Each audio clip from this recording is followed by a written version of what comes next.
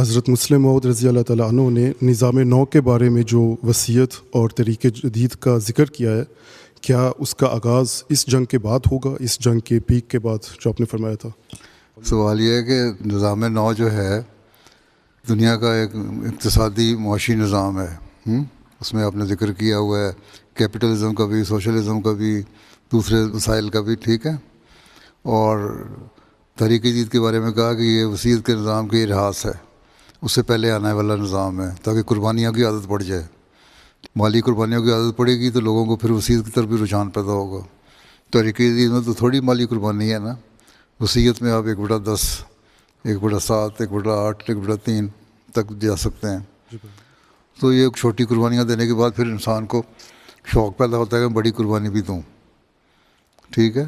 تو اس لیے تحریک جدید سے ایک قربانی کی عادت پڑے گی، اس لیے نظام نو میں شامل ہو. اور وصیت کا نظام جو ہے وہ بیواؤں کا، یتیموں کا خیال رکھنے والا ہے، اسلام کی اشاعت کرنے والا نظام ہے. تو بڑا وسیع اور بڑا مضبوط نظام ہے. اب یہ کہنا کہ جی جنگ کے بعد شروع ہوگا یا جنگ کے پہلے شروع ہوگا، میں تو پچھلے 20 سال سے کہہ رہا ہوں کرو وصیتیں. کوئی جنگوں کا امکان تو نہیں تھا آپ کو اس وقت، وہ میں کہا کرتا تھا کہ جنگیں ہو جانی ہیں. تو اس کا اس سے کوئی تعلق نہیں ہے، یہ تو آپ کے ایمان پہ منحصر ہے کہ کتنا ایمان ہے ایک احمدی کا.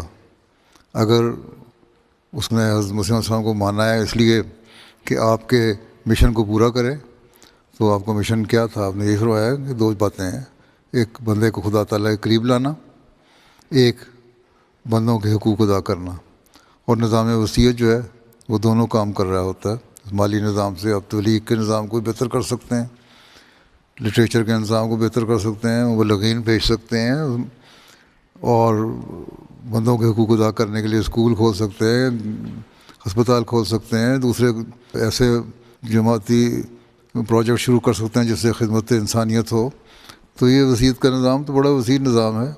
اس کا نہ جنگ سے پہلے کا تعلق ہے نہ بعد کا تعلق ہے، اس کا آپ کے ایمان سے تعلق ہے کہ کتنا آپ کا ایمان بڑا ہے.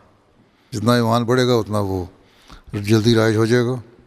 ہاں جنگ کے بعد جو دنیا ٹوٹ پھوٹ جائے گی اس وقت اگر یہ نظام قائم ہوگا اور جو لوگ بچیں گے اور ان کے وسائل بھی ہوں گے وہ پھر اس نظام کے تحت آ کے دنیا کو ریکنسٹرکٹ کریں گے.